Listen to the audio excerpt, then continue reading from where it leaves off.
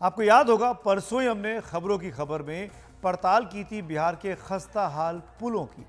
11 दिनों में 5 पुल के ढह जाने की खबर हमने आपको सोमवार रात दिखाई थी इसी कार्यक्रम खबरों की खबर में।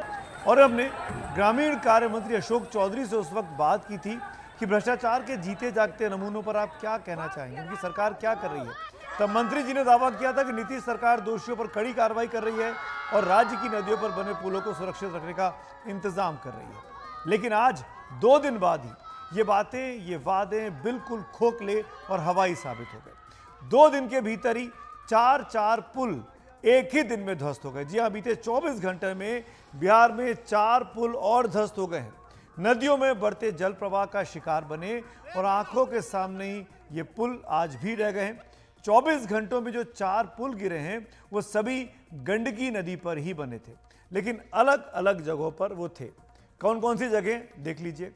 सिवान के महाराजगंज में देवरिया पंचायत के पडाइन टोला गंडकी नदी का पुल गिरा है।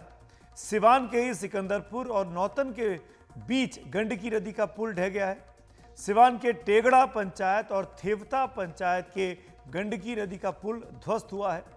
और इन्हीं 24 घंटों में छपरा के जनता बाजार के ढूढ़ानाथ बाबा मंदिर के पास गंडकी नदी का पुल ढह चुका है। मेरे साथी प्रभाकर कुमार, जिन्होंने परसों रिपोर्ट भेजी थी, आज फिर वो मौके बन गए और दिन में इन टूटे हुए पुलों का जायजा लिया और ग्राउंड से रिपोर्ट भेजी है। देखते हैं। पिछले 12 दिनों में 9 पुल गिरे हैं बिहार में और आज के दिन 4 पुल। हम छपरा के जनता बाजार में हैं। ये पीछे जो आप पुल देख रहे हैं काफ़ी पुराना पुल था। यहाँ के जो लोकल विधायक थे धूमल सिंह, उनके फंड से इस पुल का निर्माण किया गया था। ज़्यादातर जो पुल गिर रहे हैं बिहार में वो एमपी और एमएलए लैड फंड से बने हुए पुल हैं। ये 10 साल पहले का बना हुआ पुल है और 10 साल पुल के लिए कोई बहुत ज़्यादा उम्र होती नहीं है। ये क्या हुआ है? ये हम लोग खड़े हैं जनता बाजार में, ये क्या हुआ है बताइए। ये पुल पानी सुबह से आया है। सुबह जैसे पानी आया तो पुल का मिट्टी हटने लगा और 10-15 मिनट के बीच में मिट्टी हट गया और पुल बैठ गया। तो ये जैसे पुल गिरा है, अगर इस पे कोई क्रॉस भी कर रहा होता कोई मर भी सकता था। ना तो गिरने के पहले लोग सतर्क हो गया था, मतलब धंसना शुरू हो गया ना तो लोग अपना भी सतर्क हो गया, आना जाना बंद हो गया। बट मतलब कोई रोकने वाला तो नहीं था ना। नहीं, बिहार के पुल पर विश्वास नहीं, इससे लोग सतर्क है। क्योंकि पिछले कुछ घंटों से कई पुल गिर रहा है, इसलिए लोग सतर्क थे और क्रॉस नहीं कर रहे थे। पिछले 12 दिनों में बिहार में 8 पुल गिरे हैं और आज के दिन सिवान में खबर है कि 3 पुल जो है वो गिरे हैं। हम सिवान के महाराजगंज में स्थित हैं और ये पुल जो है ये लगभग 10,000 की जो आबादी है उसके लिए आवागमन का साधन यही पुल है। और इस पुल के नहीं रहने से, जैसा गांव वाले बता रहे हैं, कि लगभग 2 घंटे का सफ़र इन्हें एक्स्ट्रा करना पड़ेगा, अलग से करना पड़ेगा, तब जाके ये जो इनका मेन बाज़ार है वहाँ पे पहुँचेंगे। हमारे साथ हैं यहाँ के ग्रामीण भी हैं, यहाँ के लोकल हैं। आप ये बताइए कि ये पुल जो है यहाँ के लोगों के लिए कितना महत्वपूर्ण है? और इतना मैंने लाइफ लाइन कहा जाए तो ये पुल है लोगों के लिए, ग्रामीण लोगों के लिए। चूँकि सब्जी खरीदना हो, चाहे सब्जी जो किसान हैं वो अपने मार्केट में ले जाते हैं इसी रास्ते से बेचने के लिए। लगभग इस रास्ते से यदि आकलन किया जाए ना तो 10,000 लोगों का पर डे का आवागमन रहता है। जो 4 पुल आज बहे हैं, सिवान में 3 और छपरा में 1, उनमें से सबसे दिलचस्प जो है ये टेगड़ा पंचायत का है। ये महाराजगंज में टेगड़ा पंचायत में हम खड़े हैं।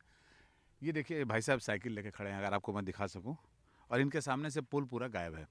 ये पुल पूरा का पूरा बह गया और जो इसके पुल के अवशेष हैं, ये इसका दूसरा सिरा था पिलर का, ये पूरा का पूरा पुल जो है वो गिरा और बह गया। और ये पुल भी उसी नदी पे है, ये जो गंडकी नदी है उसी नदी पे ये पुल बना हुआ है। और कारण वही है जो पहले मैंने आपको बताया कि नीचे से इसके मट्टी और गाद को हटाया गया नदी की गहराई और चौड़ाई बढ़ाने के लिए। लेकिन ये ध्यान ही नहीं रखा गया कि यहाँ एक पुल भी बना हुआ है, उसे आप खींच के लंबा नहीं कर सकते। और जैसे ही पानी का स्तर बढ़ा, पानी का दबाव बढ़ा इनके पिलरों पर, उसके बाद से ये उस दबाव को बर्दाश्त ना कर पाए और एक के बाद एक बिहार में 9 पुल गिरे हैं पिछले 12 दिनों में। तो एक बात सत्य है कि जो अलग अलग विभाग हैं बिहार सरकार का, चाहे वो जल संसाधन विभाग हो, चाहे वो रूरल डेवलपमेंट विभाग जिसे ग्रामीण कार्य विभाग बोलते हैं, या फिर एमपी एमएलए लैड के फंड से जो काम कराने वाले विभाग हैं, उनमें आपस में कोऑर्डिनेशन की कमी है। और यही कारण है कि एक विभाग आता है, नदी को खोद के चला जाता है बिना ये सोचे हुए कि उसके इस काम जो पुल यहाँ खड़ा है उस पर क्या असर होगा। सिवान के महाराजगंज से प्रभाकर कुमार, एनडीटीवी इंडिया। प्रभाकर की ये रिपोर्ट साफ कर रही है कि सरकारें आपस में कैसे काम कर रही हैं, उसकी पोल खोल रही थी। इन पुलों की जिम्मेदारी कई जगहों पर बिहार के ग्रामीण कार्य मंत्रालय के तहत भी आती है। इसका रख रखाव, इसका मेंटेनेंस, इसका निर्माण कई जगहों पर ग्रामीण कार्य मंत्रालय करता है। और इसी विभाग के मंत्री और सीएम नीतीश कुमार के बेहद करीबी अशोक चौधरी हैं। चौधरी साहब 2 दिन पहले इसी कार्यक्रम में हमारे साथ जुड़े हुए थे। उनके दावे क्या किए थे उन्होंने 2 दिन पहले कि सुशासन बाबू की सरकार किसी भी कीमत पर लापरवाही बर्दाश्त नहीं करेगी। आइए सुनते हैं अशोक चौधरी के उन दावों को जिनकी आज 48 घंटे के भीतर ही पोल खुल गई है। I am saying this on air. अगर इंजीनियरों की संलिप्तता पाई जाएगी तो निश्चित रूप से उनको सर्विस से भी हम बर्खास्त करेंगे, और ठेकेदार की संलिप्तता पाई जाएगी और उनके जो हमने आईआईटी की टीम बुलाई है, आईआईटी की टीम की फाइंडिंग में यह पता चलेगा कि जो हमारा एसओपी था पुल बनाने का उसको फॉलो नहीं किया गया, तो हम आपको ये वादा करते हैं कि ठेकेदार के ऊपर भी एफआईआर दर्ज होगा, क्रिमिनल एफआईआर फाइल करेंगे सरकारी धन के दुरुपयोग का।